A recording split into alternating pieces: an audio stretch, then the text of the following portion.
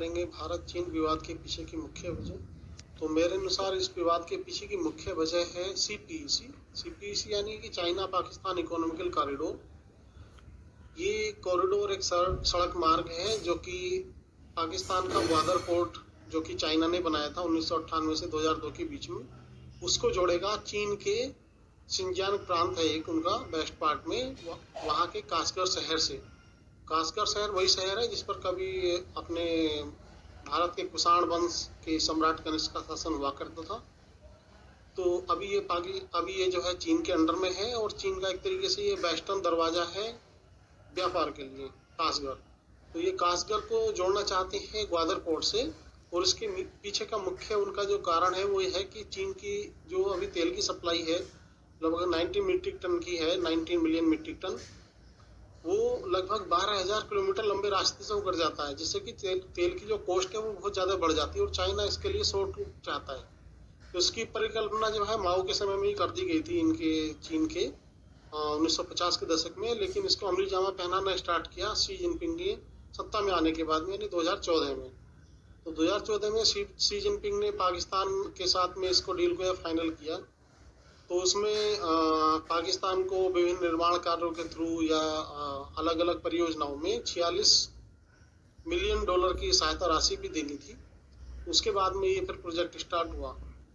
उस समय पर जो है इंडिया ने इस पर काफ़ी आपत्ति की, क्योंकि ये जो निकलता है ये सीपीईसी कॉरिडोर वो निकलता है गिलगिट बाल्टिस्तान से होकर के। ये गिलगिट बाल्टिस्तान का जो क्षेत्र है वो पड़ता है जम्मू कश्मीर में बेसिकली, जिस पर अभी पाकिस्तान ने अवैध कब्जा किया हुआ है।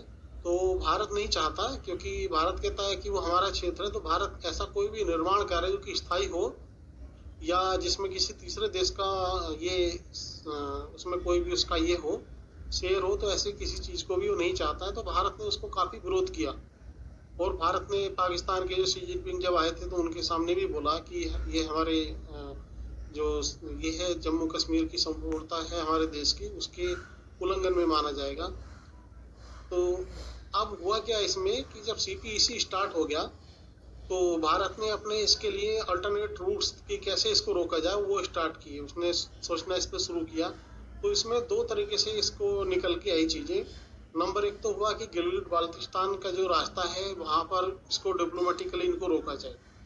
दूसरा जो है इनका पड़ता है जहाँ पे ग्वादर पोर्ट और ये निकलता है रास्ता, तो वो क्षेत्र जो है पाकिस्तान में विवादित क्षेत्र है, और बेसिकली बलूचिस्तान। तो बलूचिस्तान जो है वो कभी पाकिस्तान में जुड़ने से पहले एक स्वतंत्र मुल्क था, और पाकिस्तान ने उसको जबरदस्ती ऑक्युपाई किया हुआ है। तो बलूच जो लोग हैं वो चाहते हैं कि हमें जो है अलग देश बनाया जाए, और उनका ये मानना है कि सीपीईसी एक तरीके से जो बलूचिस्तान के संसाधन है उनकी एक तरीके से लूट है।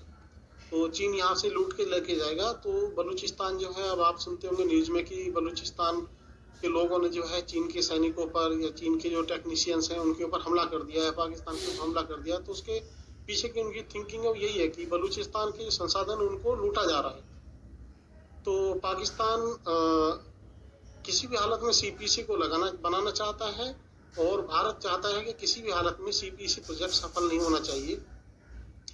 अब इसकी जो है इसके लिए जो मोदी सरकार ने या जो भारत की सरकार आई, जब मोदी सरकार जब आई तो उन्होंने जो है इसका व्यापक रूप से इस पर सोचना स्टार्ट किया। इसमें सबसे पहला पड़ाव आता है कि लगभग 4 जून 2016 के आसपास भारत के जो प्रधानमंत्री हैं वो जाते हैं अफगानिस्तान। अफगानिस्तान में जो हेरात है वहाँ पर एक डैम था सलमा डैम करके। अफगानिस्तान ने उस डैम को जो है उसका नाम चेंज कर दिया अफगानिस्तान भारत मैत्री डैम करके, और क्योंकि इसको जो है भारत ही फंड भी कर रहा है। अब उसके बाद में इसमें तीसरा पक्ष आ जाता है कि अफगानिस्तान। तो अफगानिस्तान एक तरीके से भारत का काफ़ी अच्छा मित्र है इस समय पर, और पाकिस्तान से उसके बिल्कुल भी अच्छी इस समय संबंध नहीं चल रहे हैं। तो भारत ने वहाँ पर बहुत सारी अपनी परियोजनाएं भी स्टार्ट की हुई हैं। पाकिस्तान की एक तरीके से पाकिस्तान उसका विरोध भी कर रहा है, लेकिन उसके बावजूद भी अफगानिस्तान में भारत की काफ़ी सारी परियोजनाएं हैं, और वो अफगानिस्तान के पुनर्निर्माण के लिए ही हैं। भारत वहाँ पर जो है संसद भवन का भी निर्माण कर रहा है, और भी बहुत सारी चीज़ें हैं। अब इसके बाद में 15 अगस्त 2016 को मोदी जी लाल किले की प्राचीर से जो है बलूचिस्तान के लोगों को नैतिक समर्थन देने के लिए बलूचिस्तान का जो मूवमेंट चल रहा है उसको एक तरीके से नैतिक समर्थन देते हैं। तो उसके पीछे का मुख्य वजह यही था कि किसी भी तरीके से सीपीईसी को रोका जाए, क्योंकि अब सीपीईसी भारत के लिए क्यों ज्यादा महत्वपूर्ण है। सबसे ज्यादा अभी मेन बात है कि आज की डेट में चाइना इसको एज ए आर्थिक गलियारा देख रहा है, लेकिन बाद में अगर चाइना ऐसे ग्वादर पोर्ट को उसने निर्माण किया और उसके बाद में उसके सैनिक कंट्रोल में रहेगा तो वहां पे एक फुल फ्लैश बड़ा नौसैनिक अड्डा ही बनाया जा सकता है। तो अगर जो चाइना वहां पर एक अपना नौसेना का अड्डा बना लेता है तो उसके बाद में भारत के लिए काफी चिंता का विषय है, क्योंकि भारत को तो वो फिर पश्चिमी भाग से भी घेर पाएगा। तो ये काफी महत्वपूर्ण चीज था और भारत सरकार इससे वाकिफ थी, इसीलिए सीपीईसी का काफी विरोध भी था। अब इसके बाद में तुरंत जब 15 अगस्त के उद्बोधन के कुछ ही समय के पश्चात भारत में घटना हो जाती उरी की। अब उरी की जो भी घटना हो जाती है उसके बाद में भारत जन समर्थन इसमें लेना चाहता है विश्व बिरादरी से, सभी देशों को अपने साथ जोड़ना चाह रहा था पाकिस्तान के खिलाफ। अब उसी समय पे एक ऐसा डेवलपमेंट हो जाता है कि जो भारत का एक खास मित्र है रसिया, बहुत प्राचीन मित्र है, रसिया जो है वो भारत की अपेक्षा के अनुसार ना जाकर के बोल देता है कि हम जो सीपीईसी है इसको अपने आर्थिक जो गलियारे हैं उनसे जोड़ना चाहते हैं। तो ये वास्तव में भारत के लिए एक बड़ा झटका था। अब भारत ने भी इसका जो है काउंटर करने के लिए अगले साल जब मोदी जी जो है रूस की जितनी भी ये थी इनकी आकांक्षाओं को अलग रखते हुए वो गए इजराइल, और इजराइल में जाकर के उन्होंने बहुत सारे रक्षा सौदे किए। इससे जो है रसिया को एक थोड़ा सा ये गया संदेश कि आप जो है हमारे अगेंस्ट तरीके से नहीं जा सकते हो। और साथ के साथ जो है भारत करता है कि S-400 की जो डील है उसको भी थोड़ा सा रोक देता है, उसको भी थोड़ा ढीला कर देता है। तो उसके बाद में क्योंकि रसिया ऑलरेडी जो है उसकी अर्थव्यवस्था इस समय पर लगभग 12वें नंबर पर चली गई, काफी पीछे जा चुका है। तो रसिया को इस समय पर जो उसके रक्षा सौदे हैं भारत के साथ में उनको जो है काफी चाहता है कि जल्दी से जल्दी इनको निपटारा किया जाए और सौदे कुछ बड़े सौदे और भी मिल जाए, लेकिन अब भारत ने इसको रोक दिया। तो उसके बाद में मोदी जी जब पुतिन के साथ में इनकी औपचारिक मुलाकात हुई जब रसिया में, उस समय पर मोदी जी को पुतिन जी ने जो है डायरेक्ट इसके लिए S-400 की डील को फाइनल करने के लिए रिक्वेस्ट किया। तो मोदी जी जो है उन्होंने उसको क्योंकि रशिया का जो पीछे का बिहेवियर था 2-3 सालों का, उन सब चीजों से थोड़ा सा ये था, तो मोदी जी ने इसके लिए बोल दिया कि हम S-400 की डील को बिल्कुल फाइनल करेंगे, लेकिन उससे पहले आप अपना जो एक स्टैंड आपने अभी लिया है लेटेस्ट में सीपीईसी को जो आप अपने से जोड़ना चाहते हो, इस पे आप अपना स्टैंड दोबारा से फिर चेंज करिए। उसके बाद में जो है रसिया अपना स्टैंड चेंज कर लेता है, वो सीपीईसी से हट जाता है और उसके बाद में S-400 की डील भी फाइनल हो जाती है। अब जब ये डील फाइनल हो जाती है तो उसके बाद में अमेरिका बीच में आता है। अब क्योंकि अमेरिका जो है वो रसिया के हमेशा अगेंस्ट ही रहता है, तो जैसे ही भारत S-400 की डील को फाइनल करता है जो कि काफी बड़े अमाउंट की डील है, अमेरिका जो है भारत को धमकी देता है कि आप जो है हम आपके ऊपर सैंक्शन लगाएंगे अगर जो आप रसिया से S-400 को खरीदेंगे तो। लेकिन भारत भी अपने रक्षा जो अमेरिका के साथ है उस बजट को कई गुना लेके गया है पिछले 4-5 सालों में। तो अमेरिका ऐसा एक तरफा कोई भी सैंक्शन लगाने में नहीं लगा पाया, बेसिकली चाहते हुए भी नहीं लगा पाया। तो एक तरीके से जो है भारत की एक तरीके से यहाँ पर कूटनीतिक जीत थी। अब इसके बाद में नया डेवलपमेंट होता है, आते हैं फिर दोबारा से जो अफगानिस्तान में।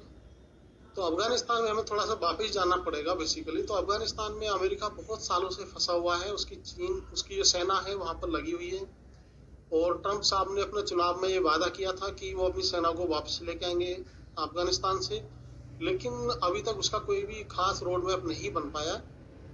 तो अमेरिका ने जो है फिर उसके बाद में एक अपना प्रतिनिधि भी इसके लिए वार्ताकार भी कि तालिबान के साथ में कुछ वार्ता की जाए। तो एक तरीके से एक दशकों पुरानी एक समस्या थी उसको फिर दोबारा से कि इसको खत्म किया, उस डायरेक्शन में एक अपना ये मूवमेंट स्टार्ट किया। अब इसमें होता क्या है कि इस डेवलपमेंट में अब अमेरिका भी आता है, रशिया भी आता है, चीन भी आता है, तालिबान भी आता है। लेकिन भारत ने इस बैठक में से बिल्कुल मना कर दिया। इस भारत का स्टैंड था कि हम उस टेबल पर कभी भी नहीं बैठेंगे जिसमें कि तालिबान जैसा कोई एलिमेंट रहेगा। भारत उसमें चाहता था कि कोई भी फैसला जो भी होगा या जो भी वार्ता होगी उसमें मुख्य रूप से होना चाहिए अफगानिस्तान की सरकार। तो अब इसमें बीच में समझने वाली बात ये भी है कि अफगानिस्तान के ऊपर ही फैसला होने जा रहा है और अफगानिस्तान की जो सरकार है वही नहीं है। तो भारत इस वार्ता से पीछे हट गया और ये वार्ता भी हुई। और जो अपना इनका अमेरिका को तालिबान के बीच में एक समझौता होना था जिसको कि लगभग 29 सितंबर 2019 को ये खत्म होना था, इस समझौते की डेडलाइन थी, तो उस समय पर नहीं हो पाया। और उस समय पर जो है हालांकि इससे पहले भारत की जो है कुछ बाहरी जो मीडिया थी उन्होंने काफी आलोचना की कि भारत अभी समझ नहीं पा रहा है कि मोदी जी अभी तालिबान को सिर्फ एक आतंकवादी समूह समझ रहे हैं जो कि गलत कर रहे हैं। लेकिन अब यहाँ पे समझने वाली बात यह है कि जब मोदी जी को भारत में ही उनके विरोधी आज तक नहीं समझ पाए तो बाहर के क्या समझेंगे। मोदी जी वार्ता से जब हट गए तो उसके बाद में जब ये वार्ता जब फेल हो गई, 1 साल की इनकी चलती रही डेवलपमेंट, लेकिन आखिरकार ये वार्ता फेल हो गई। अब लोगों को समझ में आया कि ये वार्ता क्यों फेल हुई। इस वार्ता के फेल होने का मुख्य कारण था कि भारत इसमें शामिल नहीं है। अब जब चीन जब इसमें जो है अमेरिका को एहसास हुआ तो झुंझलाहट में फिर ट्रम्प साहब ने बोल ही दिया कि अब भारत को इसमें कुछ एक बड़ा रोल अपना प्ले करना चाहिए अफगानिस्तान में और अपनी शांति सेना भेजनी चाहिए।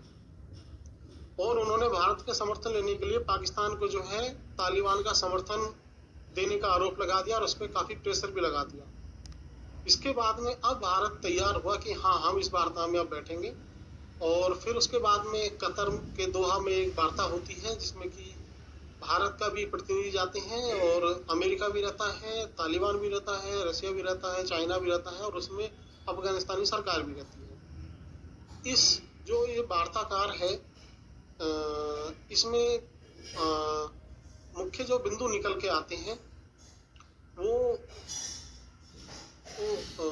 बेसिकली जब अफगानिस्तान में अमेरिका बम बरसा रहा था, पिछले बहुत सालों से बम बरसा रहा है, वहाँ के नागरिक भी इसमें मर रहे हैं, तालिबान भी मर रहा है, आखिरकार नुकसान अफगानिस्तान का ही हो रहा है।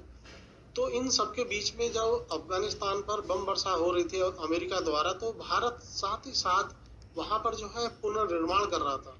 भारत वहाँ पर डैम बनवा रहा था, वहाँ पर उनकी संसद भवन बनवा रहा था, वहाँ पर चिकित्सा के लिए अस्पताल बनवा रहा था, उनकी क्रिकेट के जो उनकी क्रिकेट की टीम है उसको अपने भारत में ये बढ़ावा दे रहा था, उसको ट्रेनिंग दे रहा था और कई सारी चीजें थी उनकी जो कि अफगानिस्तान के पुनर्निर्माण में काफी महत्वपूर्ण चीजें थी उनको कर रहा था। तो भारत की जो वहाँ पर अफगानिस्तान में है गुडविल बहुत अच्छी है और भारत की जो एक तरीके से खुफिया तंत्र की भी जो पकड़ है अफगानिस्तान में बहुत ज्यादा अच्छी है। तो इस बात को अमेरिका ने बाद में समझा कि भारत के बिना अफगानिस्तान में करना कुछ भी संभव नहीं है। उसी के बाद में ही ट्रम्प साहब ने कहा कि भारत को एक बड़ा रोल वहाँ पर जो अदा करते हुए अपनी शांति सेना को भेजना चाहिए। तो अब इसके बाद में जब ये कतर के दोहा में जब बात होती है, बैठक होती है, इसमें जो है सारा बिंदु जब निकल के आते हैं, तो इसके पहले ट्रम्प साहब आते हैं, जो उनका मोदी जी के साथ में मुलाकात थी, जो कि 29 फरवरी को जो उनका ये था केम छो, ट्रम्प साहब का जो ये था अहमदाबाद में, तो वो जो मेन इसका मोटिव था, उसके पीछे की मुख्य वजह थी कि इसकी जो सौदेबाजी है, जो मोल भाव है कि अफगानिस्तान से जो समझौता होना है, उस मोल भाव के आगे पीछे की जो बातें हैं उनको करना था। मेन ये पर्पज था उनकी, ट्रम्प की जो विजिट थी। अब इस चीज को जो है जब ये हुआ तो इस समय जो है भारत ने काफी अच्छी भूमिका भी निभाई। हालांकि उसने अपफ्रंट होकर कभी सार्वजनिक रूप से इसका जब तालिबान और अमेरिका का ये हुआ फैसला, जो उनका समझौता हुआ, उस पर कभी भी कोई सार्वजनिक टिप्पणी ऐसी नहीं की, लेकिन बैकडोर से भारत ने इसको सपोर्ट किया। तो अब इसमें जो है मेन बात निकल के आई कि अब इस समझौते में भारत को क्या फायदा होने वाला है। भारत को क्या चाहिए? कश्मीर नहीं, भारत को चाहिए गिलगिट बाल्टिस्तान। अब इसके लिए जो बिसात बिछाई गई वो ये थी कि अमेरिका को जो अपने सैनिक वहां से हटाने हैं चरणबद्ध तरीके से 14 महीने के अंदर में, और उसके बाद में वहां पर जो है शांति और निर्माण कार्य करने हैं, उनमें भारत का काफी महत्वपूर्ण ये रहने वाला योगदान। तो अब इसमें मेन बात आती है कि जब पाकिस्तान का गिलगित बाल्टिस्तान को जब भारत चाहता है तो क्या वो चुप बैठेगा? तो नहीं। अब इस केस में जो है पाकिस्तान अकेला है, क्योंकि यहाँ पर सबके अपने अपने फायदे हैं। रसिया है, उसका भी एक फायदा है। रसिया चाहता है कि किसी तरीके से अफगानिस्तान से अमेरिका चला जाए, तो उसके दूरगामी फायदे होने वाले हैं रसिया के लिए, वो भी चुप है। इधर अमेरिका अपना जो है उसका काम हो जाता, वो भी सपोर्ट करता है। तो इन सब में सभी को कुछ ना कुछ फायदा हो रहा है। तो पाकिस्तान इस स्थिति में बिल्कुल अकेला है। अब चीन इस चीज के लिए, क्योंकि वो अब उसको लगा कि सीपीईसी जो है ये प्रोजेक्ट तुम्हारा खटाई पड़ गया। अब चीन जब इसको प्रोजेक्ट को देखता है सीपीईसी को, जो कि गिलगित बाल्टिस्तान से निकलता है, अगर ये भारत के अंडर में आ जाता तो आपका तो पूरा प्रोजेक्ट खत्म हो रहा है। इस चीज की चीन को बड़ी छटपटाहट होती है। और जो ये अभी लेटेस्ट की घटना है, ये एक तरीके से इस घटनाक्रम एक तरीके से पड़ाव है, और चीन इस आखिरी पड़ाव में एक आखिरी प्रयास करके देख रहा है, और उसी का परिणाम है जो गलवान घाटी में जो ये अभी तनाव हो रहा है, इसके पीछे का रीजन यही है। तो ये मेरा एनालिसिस था कि जो भी एक मुख्य वजह है वो सीपीईसी है, और इसके पीछे की बहुत सारी जियो पॉलिटिकल जो सिचुएशंस हैं वो काफ़ी हद तक उत्तरदायी हैं। और इसका कोई ये मुख्य यही नहीं है कि चीन इतने दिनों से वहाँ पर इतना कुछ नहीं कर रहा था और अचानक से आके बैठ गया है। तो ये पीछे जो है इसकी मेन वजह है चीन की छटपटाहट कि सीपीईसी प्रोजेक्ट रुकने वाला है, और इसका जो अभी मेन पार्ट होगा वो एंड होगा इसका तभी जब ये सीपीईसी रुक जाएगा, गिलगित बाल्टिस्तान जो है ये पाकिस्तान से एटलीस्ट अलग हो जाएगा। ये सब इसके बाद के डेवलपमेंट है। अब देखते हैं आगे आगे क्या होता है। इसी बीच में ये सारी घटनाएं जब होनी थी, उसी बीच में कोरोना आ गया। अब कोरोना से के बाद में क्या सिचुएशन बनती है। अब चीन के काफ़ी सारे लोग जो हैं यूरोप चीन से काफ़ी खफा हैं कोरोना के बाद से। आगे का भी जो भी निकलता सिचुएशन वो देखेंगे। तो मेरा ये एनालिसिस था। आप इस पर जो है अपनी भी प्रतिक्रिया दीजिए प्लीज।